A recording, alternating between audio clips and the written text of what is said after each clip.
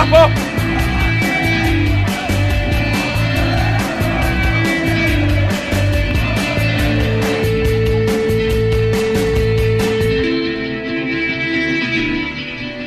It is the wrap-up and we're back. I'm Gareth Roberts, this is Craig Hannan. We missed it out last week, so apologies for that, but it was just so mad around the transfer window. We did about 10 shows on transfer deadline day and we just sort of kind of forgot about the video. But anyway, it's been the international break and for me, I hate the thing, and that's the thing we're going to talk about first. I just cannot get myself going for England, and I think a lot of people in Liverpool in Merseyside feel the same way. Not everyone. I think when England are in a World Cup or a Euros, you will see the St George's flag around town, you will see it in people's cars, you will see pubs packed out for games, but there's a real indifference from a lot of people, I think, particularly some of the regular match goers, all the way up to an absolute hatred for England. You know, you've seen Scouse not English banners on the Kop. You've seen people say that they just simply can't be bothered. And I just want to quickly run through some of those reasons. John Barnes was booed by England fans. England's connected to the establishment, and the establishment hasn't treated this city very well down the years. See Hillsborough, see Thatcher, and I think all these things do matter. Liverpool began to feel, certainly in the 80s, like a place within a place. People didn't associate with England, and I think that's a lot of the reason why there's not huge England supporters about. It feels like, I mean, I've grown up in and around Merseyside, and I just, none of my mates go and watch England ever. I've never been to watch them, and so therefore it's very hard to get excited about them.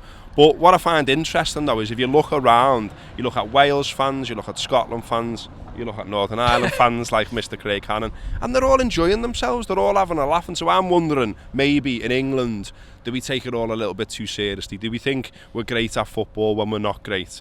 So Craig, as a Northern Ireland fan, you went over again at the weekend and you went to the games and you look like you were having a lot of fun, judging by your social medias. I mean, what do you sense as a difference? I mean, you live and work here in Liverpool, but you go back to Belfast and you enjoy yourselves watching Northern Ireland. What do you see as a difference? I think the first thing, if you look at the international teams in the UK at the minute, it feels like only Wales and Northern Ireland are the two that are enjoying themselves, maybe Scotland to a certain extent, but I think the difference is expectation. I think there has never been any expectation with Northern Ireland, and our only expectation is to have as much fun as we can, to go out with our mates before the game. That's our version of going to the match with our mates back home, and expecting to enjoy ourselves and create an atmosphere, and just watching the fans at Wembley, it feels like a bit of a chore. You watch the players at Wembley, it feels like a bit of a chore. It feels like there's a weight of expectation in their shirt and they don't really enjoy it. While with Northern Ireland, with Wales, you'd imagine Gareth Bale, Ben Woodburn, they can't wait to join up with the national squad, and there seems to be that sort of togetherness. So I think that's definitely the difference. It's fun. It's fun to support us because there isn't that expectation. On internationals though, I can be positive about it if I try, and there was some positive news for Liverpool fans in the internationals. Ben Woodburn showing what a good player he is, great goal for Wales, and then an assist in the match that followed. Mo Salah scoring a goal, Mane scoring a goal. All these players showing that they're on form, they're fit and they're firing and they're ready to contribute for Liverpool, and that's a fantastic thing.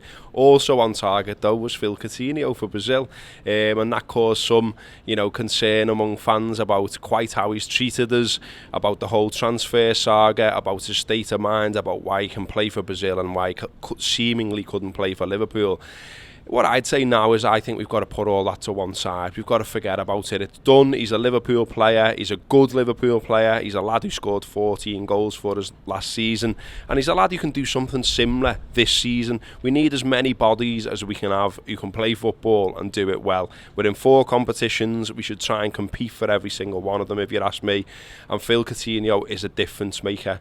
So for me, I don't think there should really be in doubt. If he's turning out in the red shirt, then we get behind and we support the team. I'm not saying we have to go mad. We can be angry, we can be upset about the way it all went. He got his head turned clearly, but I think once the ball's kicked and he's playing football, then we get behind him. And when he scored a few goals, when he's done what he's done in the past, I think we forget about it all, and I think we remember why we loved Phil Coutinho. So I'm looking forward to seeing him in a red shirt again.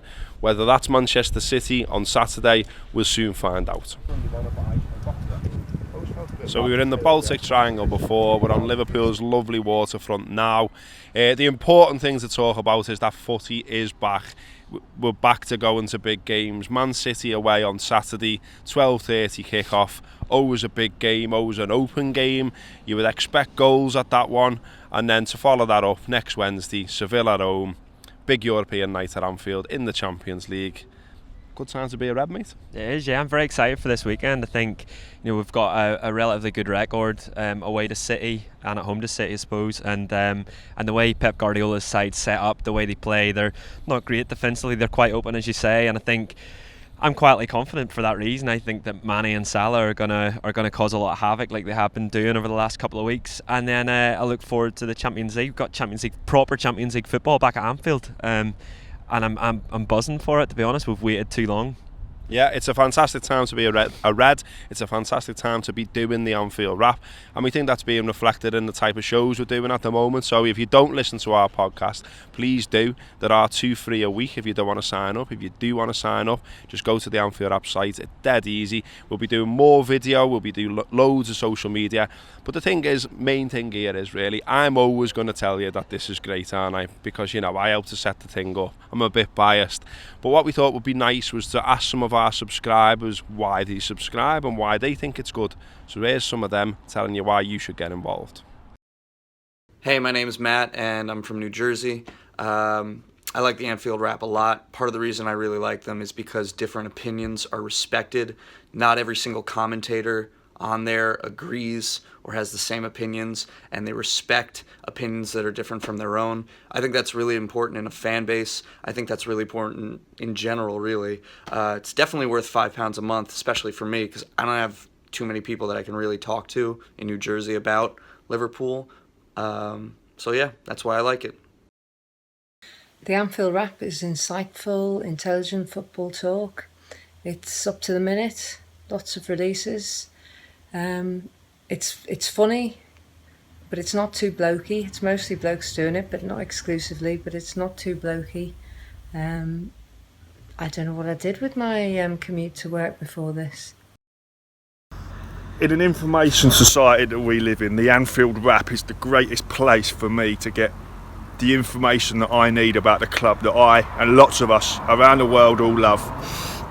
Whether it's match reviews, Gutman in the Gutter, or my personal favourite, the AFQs,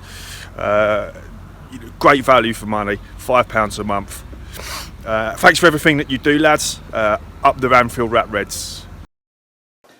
Hiya, Steve from Reading here. Love the Anfield Wrap, love the content, particularly love the pink or the post-match show, and love the review.